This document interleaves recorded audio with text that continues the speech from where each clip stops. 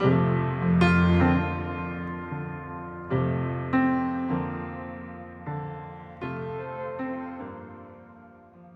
본문은 여로보암이 이제 베델에서 본격적으로 우상 숭배를 시작하려는 그 시점에 하나님께서 하나님의 사람을 보내서 하나님의 말씀으로 여로보암의 죄를 책망하시는 말씀입니다.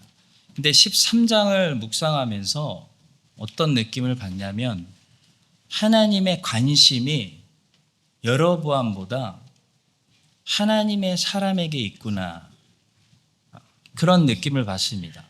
이 13장이 여로보암 중심으로 기록된 것이 아니고요, 하나님의 사람이 하나님과 어떤 관계에 있는지를 잘 보여주기 위해서 하나님의 사람 중심으로 기록되었습니다. 여러분, 하나님의 관심은 세상이 뒤집어져도 뒤집어지는 세상보다 그 뒤집어지는 세상 속에서 하나님과 관계를 맺고 있는 하나님의 사람들에게 있습니다.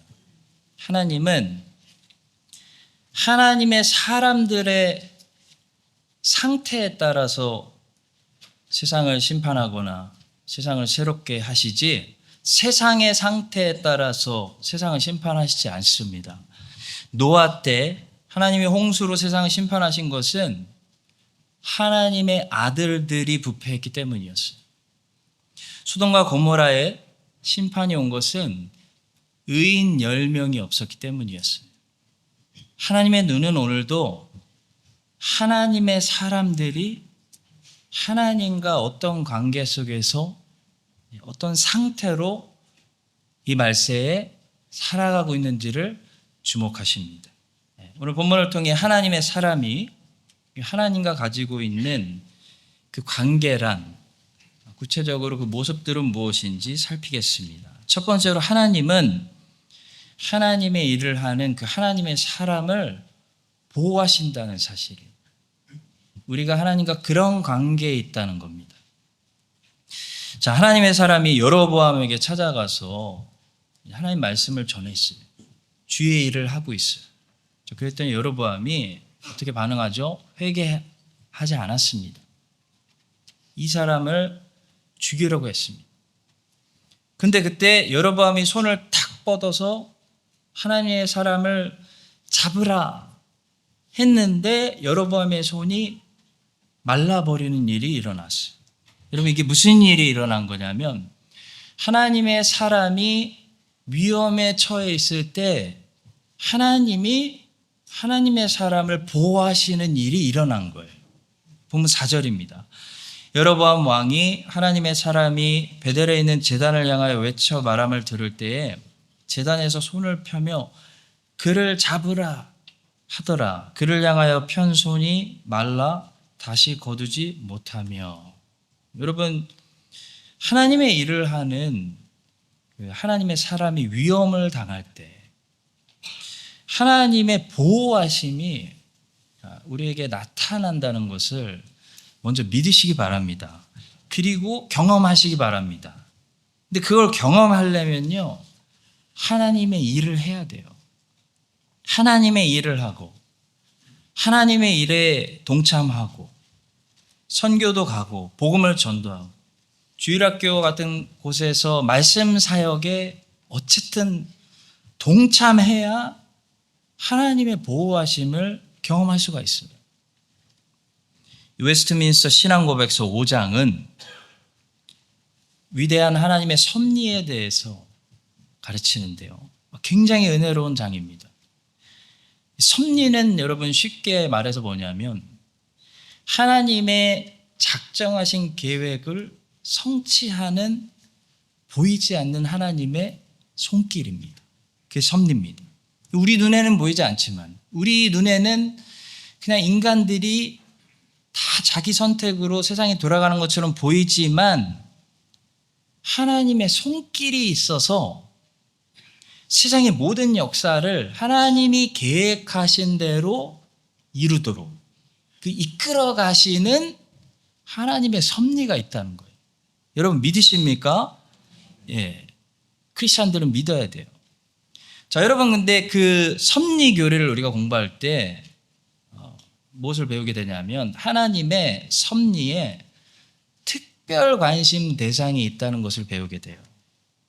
하나님이 역사를 그냥 이끄시는 것이 아니고 역사를 어떤 사람들을 중심으로 이끄신다는 거예요.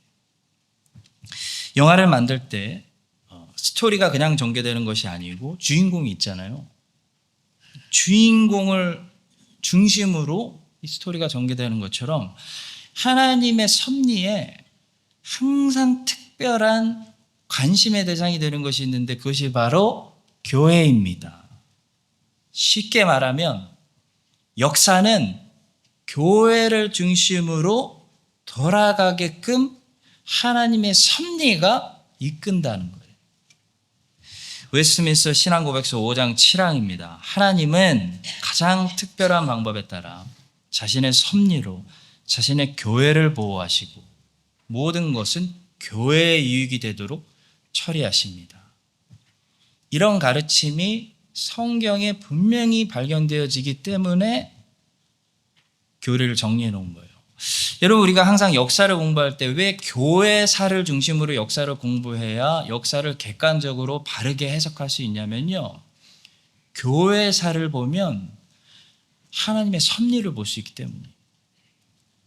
칼빈도 이 점에 대해서 기독교 강요 1권 17장 1항에서 말합니다. 하나님의 계획은 전 인류를 위한 하나님의 보호하심을 보여주지만 특별히 교회를 통치하심에 여실히 나타남을 잊지 말아야 합니다. 여러분, 하나님께서 그 옛날 아브라함에게 하셨던 약속이 이게 사라진 게 아니고요. 오늘날 믿음의 공동체인 교회에 여전히 유효하다는 사실을 잊지 마시기 바랍니다. 너를 축복하는 자에게는 내가 복을 내리고 너를 저주하는 자에게는 내가 저주하리니 땅의 모든 족속이 너로 말미암아 복을 얻을 것이라 하신지라. 하나님의 말씀입니다. 실제로 역사를 보면요. 교회를 핍박해서 복받은 왕은 없고 나라는 없고 민족은 없습니다. 하나님의 교회를 축복하면 하나님이 그 나라를 강하게 하세요. 축복하시고 하나님의 교회 건들면 하나님이 싸우신다는 것을 족장시대 때 이방인들도 어느 정도 깨달았던 것 같아요. 그래서 자꾸 아브라함에게 와서 동맹하는 거고 이삭에게 와서 자꾸 나랑 잘 지내자, 화친하자고 하는 거예요. 그때 아비멜렉과 그 군대 장관 비골이 아브라함에게 말하 이르되 네가 무슨 일을 하든지 하나님이 너와 함께 계시도다. 이게 무슨 말이냐면 야, 너의 적 돼서 좋을 일 하나도 없다. 나랑 잘 지내자. 이런 말이에요. 아브라함하고 이삭하고 원수돼서 자기들에게 좋을 게 없다는 것을 이 이방인들이 마침내 깨달았다는 거예요. 라반도 처음에 인정하기 싫었던 것 같아요. 근데 20년 살아보니까 이 조카 야곱 때문에 자기 집에 복이 임한다는 것을 나중에 인정했어요. 부인할 수가 없어요. 요셉은 더 심합니다. 하나님이 요셉과 함께 하셔서 요셉이 가는 곳마다 복이 임한다는 것을 이교도들이 봅니다. 그게 분명히 보이는 거예요. 너를 축복하는 자에게 내가 축복하고 너를 저주하는 자에게 내가 저주하리라. 이게 실현되는 게 보이는 거예요. 그래서 보디발이 요셉을 자기 곁에 데리고 있으려고 하는 거고 감옥의 간수장이 요셉에게 자꾸 모든 것을 자꾸 맡기고 바로 왕은 아예 나라를 요셉을 총리로 세워서 맡깁니다. 그랬더니 하나님이 보디발의 집에 복을 주시고 감옥을 형통하게 하시고 하나님이 이집트 나라가 최고 부강한 나라가 되게 하는 복을 주시는 일이 일어나게 됩니다. 한마디로 족장시대 때는 아브라함과 이삭과 야곱과 요셉을 중심으로 가나안 땅과 이집트의 역사가 흘러갔다는 거예요.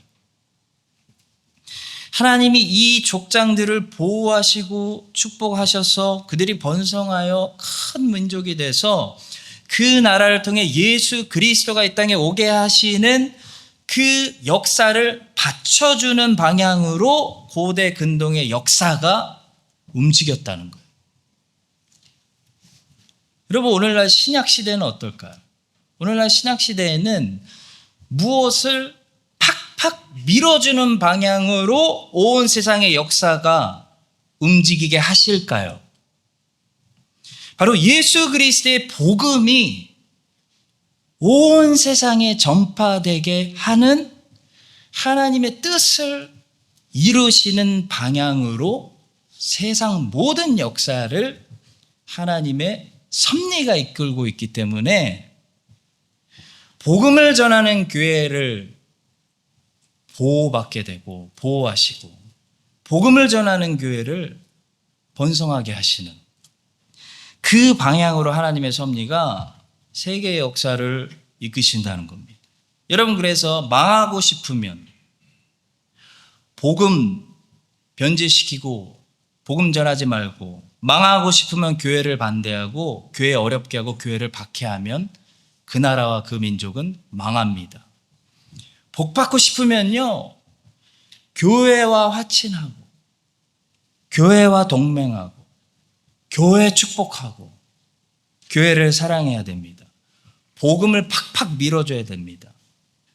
교회는 예수 그리스도의 몸이기 때문이에요.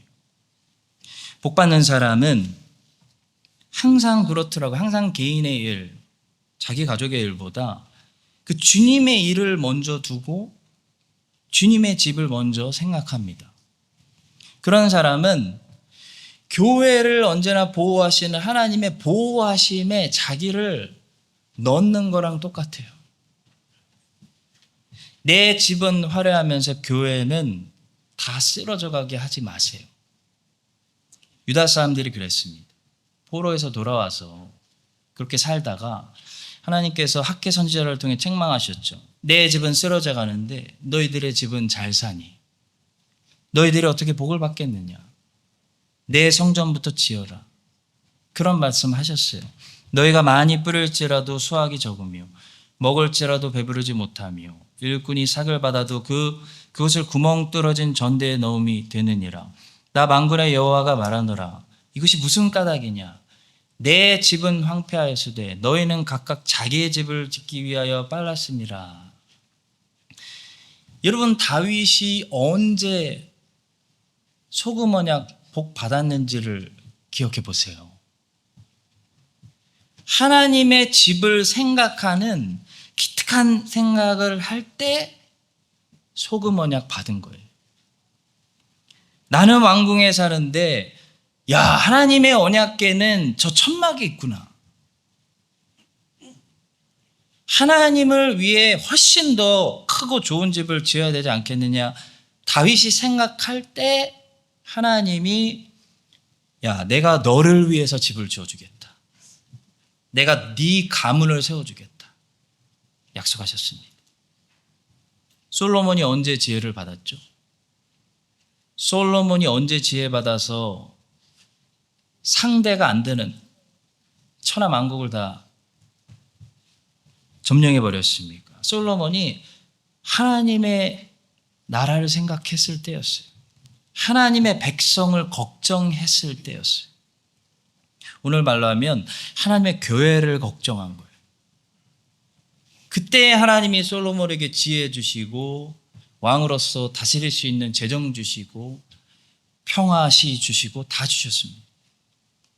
그런데 포로에서 돌아온 이 유다 백성들은 하나님의 성전 팽개치고 전부 자기 집 지으려고 했을 때 아무리 열심히 일해도 소출이 적어요.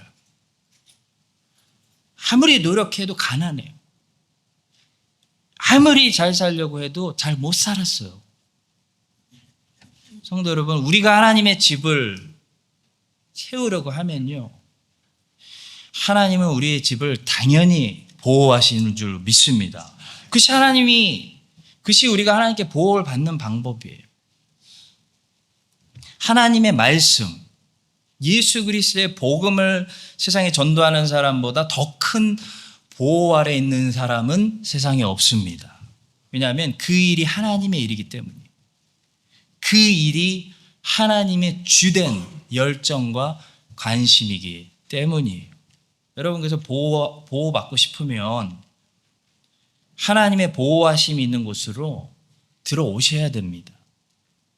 본문에 하나님의 사람이 하나님의 말씀을 전하고 있는 동안, 주의 일을 하고 있는 동안 하나님의 보호하심을 받고 있어요. 왕이 못 건드려요. 왕의 손이 말라버렸어요.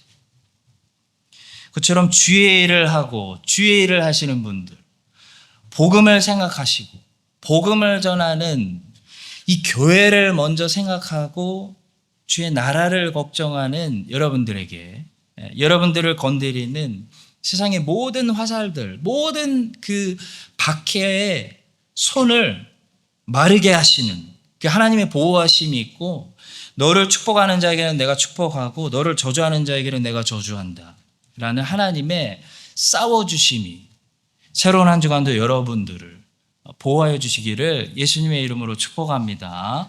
자, 두 번째로 하나님은 하나님의 일을 하는 그 하나님의 사람과 함께 하신다라는 위대한 사실입니다. 본문에 보시면 징조라는 말이 나와요. 구약의 선지자들 경우에는 이 사람이 진짜 하나님이 전해준 말씀을 하고 있다, 이 사람은 하나님이 보낸 사람이다 라는 것을 구약에 보여주는 게 뭐였냐면 징조였습니다. 하나님의 사람이 여호와의 말씀으로 보인 징조대로 제단이 갈라지며 재가 제단에서 쏟아진지라. 하나님의 사람이 말씀했더니 그대로 됐어요. 징조가 나타났어요. 그래서 안 거예요. 하나님의 말씀이었네? 안 거예요. 또 신약에도요, 사도들의 시대 때는 이 사람들이 예수 그리스도가 직접 선택해서 예수님이 보낸 사람들이다. 그래서 이 사람들이 말하는 건 하나님의 말씀이다, 하나님의 복음이다. 이걸 증명해 주는 게 뭐였냐면 표적이었어요. 표적.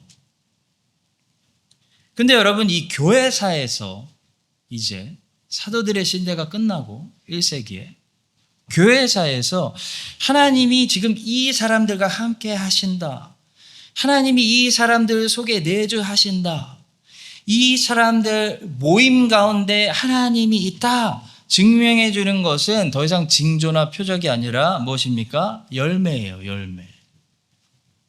우리는 성령의 열매를 맺음으로 성령이 우리 안에 내주하시고 하나님 우리와 함께 계시다는 사실을 증명하게 됩니다.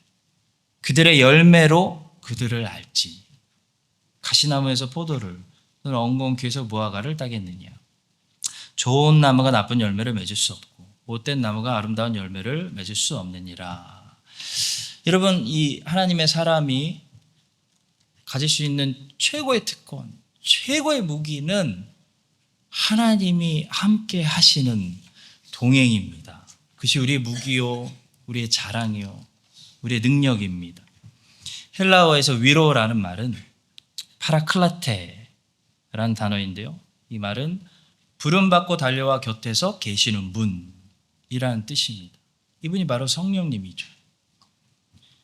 하나님이 주시는 위로는 문제 예방이 아니고요, 문제 해결도 아니고요, 문제가 발생하지 않는 형통도 아니에요. 그건 형통이라고 부르지 위로라고 부르지 않아요. 그건 위로가 아닙니다. 하나님이 주시는 위로는 다른 게 아니라 하나님이 함께 있어주는 게 위로예요.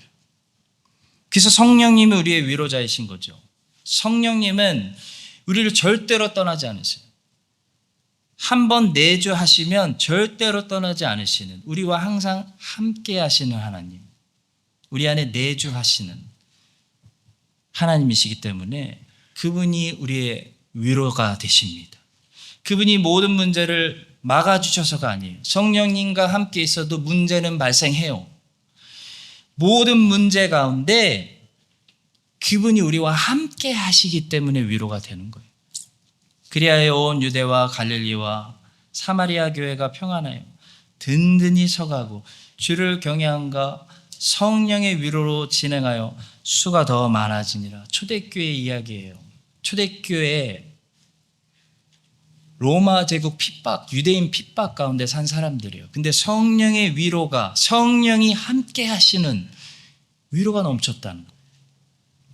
제가 최근에 몸이 많이 아프신 편찮으신 분을 자주 방문해서 예배 드리고 있는데요.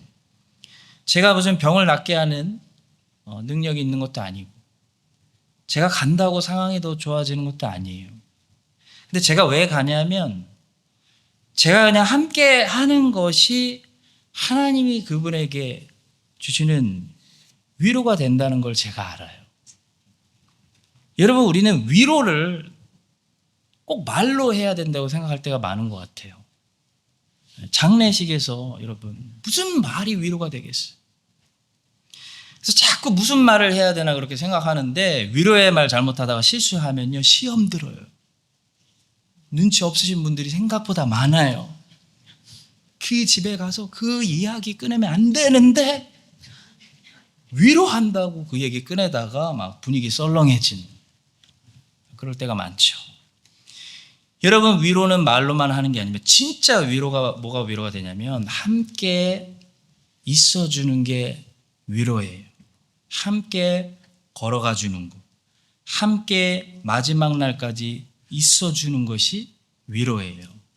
하나님은 우리를 그렇게 위로하시는 하나님이시고, 하나님이 우리를 위로하시는 방법은 하나님이 성령을 우리 안에 두셔서 우리가 이 땅에서 어떤 길들을 걸어가도 우리를 떠나지 않으시는 것, 우리와 마지막 끝까지 함께 있어 주시는 것이 하나님 주신 위로입니다. 찬송하리로다. 그는 우리 주 예수 그리스도의 하나님이시요 자비의 아버지시요 모든 위로의 하나님이시며. 보세요, 우리를 환난이 없다고 말하지 않아요. 우리의 모든 환난 중에 우리를 위로하사 우리로 하여금 하나님께 받는 위로로서 모든 환난 중에 있는 자들을 능히 위로하게 하시는 이시로다. 요셉이 왜 형통한 삶을 살았다고 창세기가 말합니까? 요셉의 환경은 엉망이었는데, 가정 환경 엉망, 사회 환경 엉망. 근데 어떻게 형통한 삶을 살았죠? 하나님이 함께 하셨기 때문이에요. 요셉이 좋은 환경으로 들어간 것이 아니고 어떤 환경이든지 거기 요셉이 들어가니까요, 그 환경이 좋은 환경으로 점점 변하기 시작합니다. 왜냐하면 하나님이 들어오시는 곳은 어디든지 하나님의 나라가 임하기 때문이에요. 하용조 목사님은 요셉의 인생에 대해서 다음과 같이 말합니다. 중요한 사실은 사람이 환경을 바꾼다는 것입니다. 환경이 사람을 바꾸는 것이 아니라 사람이 환경을 바꾼다는 것입니다. 좋은 환경에서 반드시 좋은 사람 나오는 거 아닙니다. 또 나쁜 환경에서 반드시 나쁜 사람 나오는 것도 아니죠. 꼭 좋은 부모 밑에서 좋은 자녀 안 나오고 나쁜 부모 밑에서 나쁜 자녀 안 나옵니다. 모든 것은 하나님께 달려 있습니다. 인생의 모든 것은 하나님께 달려 있지 환경에 달려 있지 않습니다. 저희 집에 해바라기가 있는데요. 어머니 모시고 밑에 여행 다녀오니까 다 죽었어요. 기도해 주세요. 여러분, 이 꽃이 잘 자라느냐의 여부는 어디에 있습니까? 태양과 물에게 달려있지 그 화분 얼마짜리냐, 그 화분 바꿔주고 화분 색깔에 달려있지 않아요. 화분 바꾼다고 꽃 잘 자라지 않습니다. 햇빛이 잘 들고 물을 주어야 얘는 잘 자라요. 꽃의 형통은 해와 물에게 있지 화분의 화려함에 전혀 있지 않습니다. 우리 눈에만 보기에 좋을 뿐이죠. 마찬가지예요. 사람의 건강과 인생의 형통함은요, 하나님께 달려 있어요. 하나님께 달려 있지 환경에 달려 있지 않습니다. 크라이처치에 사냐, 오클랜드에 사냐, 시드니에 사냐, 퀸스타에 사냐 전혀 관계없어요. 감옥에 있어도요, 하나님이 해처럼 비추는 영혼들은요, 바울과 실라처럼 형통합니다.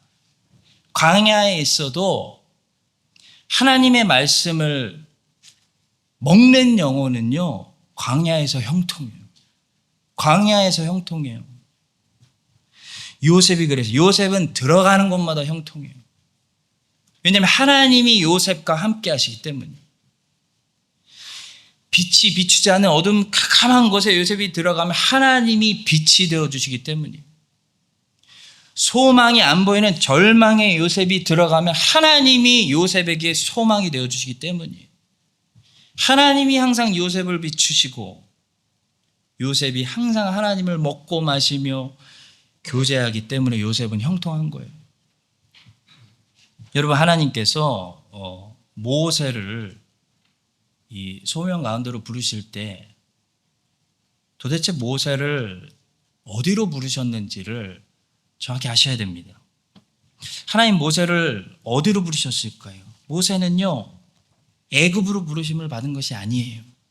모세는 하나님 자신에게로 부르심을 받은 거예요. 출애굽기 3장 4절과 5절입니다.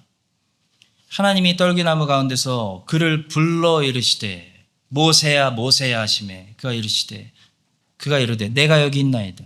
하나님 부르시죠. 하나님이 이르시되 이리로 가까이 오지 말라. 네가 선 곳은 거룩한 땅이니 네 발에서 신을 벗으라. 설명하겠습니다. 자, 왜 거룩한 땅이라고? 모세를 부르시면서 어디로 부르고 계시기에 거룩한 땅이니까 너 신부터 벗어야 돼. 말씀하실까요? 하나님을 모세가 만나야 되는, 하나님을 만나는 모든 장소는 거룩해야 하기 때문이에요. 지성소가 돼야 하기 때문입니다. 여러분, 예수님이 십자가에서 못 박아 돌아가 숨지실 때 휘장이 찢어진 이유는요, 지성소가 더 이상 필요 없어서 지성소를 이 땅에서 없애기 위해서가 아니었어요. 휘장이 찢어진 이유는 지성소가 없어진 것이 아니라 이제 모든 장소를 지성소로 만들어야 하기 때문입니다. 지구 전체가 하나님의 백성들이 하나님을 만나는, 내 가정이든 내 직업이든 내 자동차든 하나님의 자녀가 하나님을 부르고 하나님을 만나고 하나님을 섬기는 지성소가 돼야 하기 때문에 지성소에 들어가듯이 어디에서든지 우리가 신발을 벗고 거룩하신 하나님을 섬기기 위해서 내 신발을 벗어라. 거룩해야 한다는 뜻이었어요. 그래서 소명의 부르심은 항상 두 부분으로 구분되어집니다. 하나님 자신에게로 부르심, 그리고 사람들에게로 보내심. 여러분, 소명의 첫 번째 부르심은 모든 그리스도인들에게 마찬가지입니다. 2번은 서로 바뀔 수 있어요. 장소도 사람들도. 1번은 다 똑같아요. 모든 그리스도인은 항상 하나님 자신을 향한 부르심을 받습니다. 오라는 거예요. 와서 은혜 받으라는 거예요. 여러분, 하나님이 오늘도 오라고 하신 거는 여러분들을 때려부수고 책망하기 위해서가 아니고 여러분들이 죄인일지라도 다시 은혜 주시기 위해서인 거예요. 은혜 주시기 위해서 은혜 받으라고 오라고 하시는 거예요. 모이라고 하시는 거예요. 모세는 먼저 하나님을 만나서 용서받고 은혜 받아야 됩니다. 하나님 앞에 거룩해야 되고 신발을 벗어야 됩니다. 그래야 이집트로 가서 사역할 수 있어요. 이스라엘 백성들 구출할 수 있어요. 하나님은 지금도 우리 모든 사역자들을 우리를 필요로 하는 그 이집트로 부르시는 것이 아니고 그 전에 먼저 하나님 자신에게로 날마다 오라고 부르십니다. 그 후에 하나님은 우리를 필요하는 이 땅에 가난하고 굶주린 사람들에게로 보내실 거예요. 예수님도 그러셨어요. 예수님께서 12 사람들을 부르실 때 어디로 부르셨습니까? 여러분 생각해 보세요. 사마리아로 부르셨습니까? 아니에요. 예수님께로 부르신 거예요. 그래서 처음에는 그들을 제자들이라고 불렀고 나중에 이 사람들을 사도라고 임명하십니다. 제자는 배우는 사람이라는 뜻이고 사도는 보냄을 받은 사람이란 뜻입니다. 이 12사람들은 먼저 예수님 자신에게로 부르심을 받아서 예수님을 3년 동안 계속 보고 예수님의 말씀을 듣고 예수님께 배워야 했어요. 배우라고 부르신 거예요. 그게 제자의 일입니다. 여러분, 제자의 일을 설거지하고 봉사하는 거라고 생각하지 마세요. 제자의 일은 예수님께 배우는 겁니다. 그 후에 그들은 사도로 임명되었어요. 그래서 예수님이 혼자 직접 다 갈 수 없는 곳으로 예수님의 대사가 되어서 보내심을 받는 거죠. 웨스트민스터 소결이 분답 해설을 쓴 이 토마스 왓슨은 이 땅에서 우리 크리스찬의 의무는 한마디로 아주 간단하게 정리하면 하나님과 함께 하는 것, 동행이라고 정리하셨습니다. 그리고 동행이라는 것은 구체적으로 무엇을 의미하는지 설명합니다. 하늘에서 성도들은 하나님과 함께 뭐합니까? 안식하며 지상에서는 그와 같이 동행한다. 하나님과 동행한다는 것은 믿음으로 행한다는 것을 의미한다. 여러분, 복잡하게 생각하지 마십시오. 크리스찬은 뭐 하는 사람입니까? 이 땅에서 하나님과 함께하는 사람입니다. 근데 하나님은 보이지 않는 분입니다. 안 보여요. 하나님이 영이십니다. 근데 그 보이지 않는 분과 함께 동행하려면 뭐가 필요해요? 믿음이 필요한 거예요. 그래서 이 모든 거, 우리가 선교하고 예배하고 임직 세우고 이 모든 거 우리 뭐라고 불러요? 신앙생활이라고 부르는 거예요. 믿음 생활이라고 부르잖아요. 하나님과 함께하는 것. 에녹이 300년 동안 하나님과 동행했다. 이 말은 에녹이 300년 동안 보이지 않는 하나님을 믿고 신뢰했다는 것을 말합니다. 여러분, 하나님이 하나님의 사람에게 주시는 오늘도 최고의 특권, 최고의 선물, 최고의 무기는 하나님이 지금도 우리와 함께 하시는 것입니다. 우리는 그 하나님과 믿음으로 지금도 예배드리고 동행합니다. 이 본문의 구약의 하나님의 사람에게는 하나님이 이 사람과 함께 한다는 증거가 징조로 나타났어요. 사도들의 시대 때는 사도들에게는 표적으로 나타났어요. 오늘날 하나님께서 우리와 함께 하신다. 여기 크라이처치에서 우리 인생 속에 하나님이 함께 사신다. 함께 인생에 살아주신다. 그 하심이 어떻게 나타납니까? 우리 믿음의 증거, 순종으로 나타나고 또 성령이 우리 안에 내주하시는 사실이 성령의 열매로 많이 나타나는 하나님이 함께 하시는 교회, 함께 하시는 여러분들 되시기를 예수님의 이름으로 축복합니다. 자, 마지막 세 번째로 구약의 선지자는 혼자였으나 우리는 혼자가 아니다라는 사실이에요. 자, 이 열왕기상 13장을 묵상하면서 굉장히 아쉬운 생각이 듭니다. 안타까운 마음이 듭니다.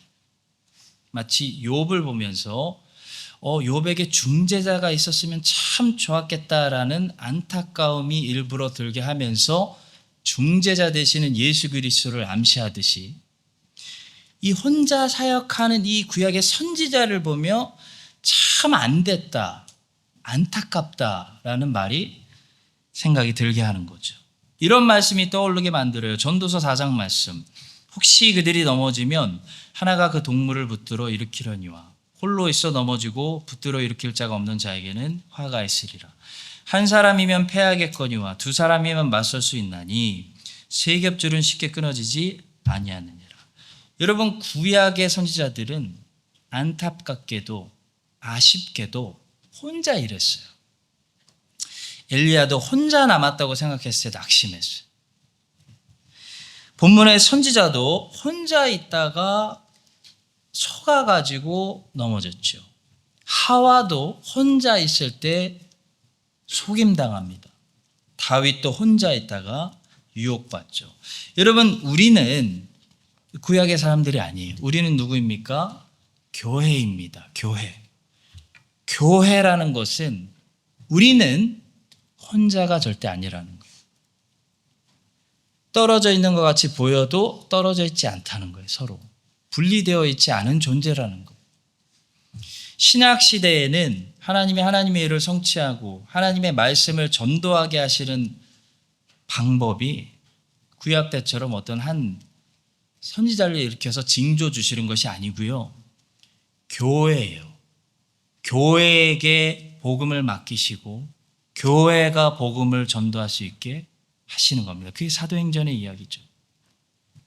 예수님도 그랬어요. 제자들을 전도하러 보내실 때 항상 2명씩 짝지어서 보내셨죠. 베드로하고 안드레, 야고보하고 요한, 빌립하고 바돌로메, 도마하고 마태, 작은 야고보하고 유다 다데오, 셀로 시몬하고 가룟 유다가 같이 갔습니다.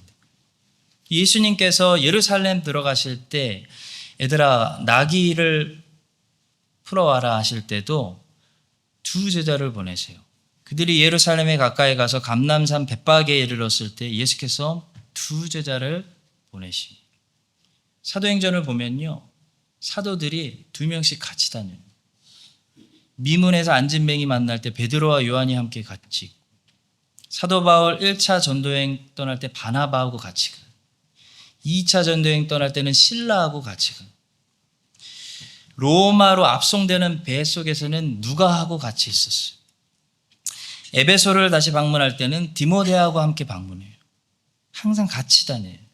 여러분 사도 바울이 처음에 3년 외에 혼자 떨어져 있었던 적이 한 번이라도 있었는지 한번 생각해 보세요. 존 버년의 철로 역정 속에 보면 크리스찬은 처음에 믿음이하고 같이 가다가 믿음이가 순교당하고 나중에는 소망이하고 같이 그 여정을 걸어가요. J.C. 라일 목사님은 예수님이 우리에게 가르쳐 주신 위대한 기도, 이 주기도문도 절대 개인의 기도가 아니었다. 이거 교회의 기도다. 우리의 기도다. 라고 말씀하십니다. 주기도문은 우리라는 말로 기도할 수밖에 없게끔 디자인되어 있다. 하늘에 계신 내 아버지가 아니라 하늘에 계신 우리 아버지이다. 우리는 이 모든 내용에서 우리 또는 우리의라는 말로 기도하게 되어 있다. 우리는 우리 자신뿐만 아니라 다른 사람들도 기억해야 한다. 자, 끝으로 사도 바울은 로마서를 보내면서 자기가 로마로 꼭 가고 싶은 이유 2가지를 얘기합니다. 하나는 피차 서로 위로하고 격려하기 위해서고요. 하나는 믿음을 더 견고하게 하기 위해서 내가 로마로 가야 된다라고 말해요. 자, 왜 바울이 꼭 로마에 방문하는 것이 로마 사람들의 믿음과 사도 바울의 믿음을 더 견고하게 하는 것일까요? 바로 믿음은 어떤 성질의 것이기 때문이냐면 더해지고 합쳐질 수 있는 성질의 것이기 때문이에요. 믿음이라는 것은. 여러분 칭의는 안 그래요. 칭의는 더해지거나 추가되거나 합쳐질 수 있는 것이 아니에요. 그러나 믿음이라는 것은요. 계속해서 믿음 위에 믿음이 더해지고 추가되고 심지어 이 사람의 믿음과 저 사람의 믿음이 서로 합쳐질 수 있어요. 그래서 우리는 2가지 방법으로 우리의 믿음이 강화될 수가 있는데 하나는 우리 개인에게 계속해서 믿음이 더하여지는 것이고요. 하나는 개인들이 약해도 이 신자들이 자꾸 모여서 강한 믿음을 화답하는 거예요. 첫 번째 방법은 우리가 자꾸 말씀을 들을 때, 말씀 묵상할 때 하나님이 우리 각 개인에게 믿음을 더해 주시는 그런 경우입니다. 2번째 방법은 우리가 자꾸 모일 때 우리의 믿음이 서로 합쳐져서 이게 시너지 효과를 내는 경우예요. 성경은 이 2가지 방법을 둘 다 은혜의 수단으로 부지런히 사용하라고 가르칩니다. 바울은 에베소서 6장에서 그 믿음의 방패에 대해서 말할 때 로마 병사들이 당시 사용하던 방패를 상상하면서 썼습니다. 여러분, 로마 병사들은 방패를 각자 개인의 방어를 위해서도 사용했지만 그들은 방패와 방패를 합쳐서 사용을 자주 했어요. 큰 방패를 만들어 탱크의 퍼포먼스를 낼 수 있는 전투력을 발휘해서 싸웠어요. 그래서 세계를 점령한 거예요. 여러분, 바울이 에베소서 6장에서 말하는 것은 이런 말이에요. 에베소 성도들아, 우리가 각자 믿음이 연약해도 믿음과 믿음이 모여서 합해지면 담대한 믿음으로 승리할 수 있다는 것이에요. 사랑하는 성도 여러분, 이 본문에 하나님의 선지자 불쌍하죠? 여러분들과 저보다 더 불쌍하죠? 본문에 하나님의 선지자는 구약의 사람입니다. 그래서 혼자 있다가 아쉽게도 시험에 빠졌습니다. 그 시험 빠질 때, 크리스찬이 시험 빠질 때 소망이가 그러면 안 돼요 하는 사람이 없었어요. 하물며 여러분과 제가 혼자 다닌다면 얼마나 위험하고 얼마나 연약하고 얼마나 쉽게 시험에 빠지겠습니까? 주님은 그래서 우리를 홀로 두시지 않았습니다. 주님은 우리에게 교회를 주셨어요. 그래서 신약성경의 후반전은 전부 교회 이야기예요.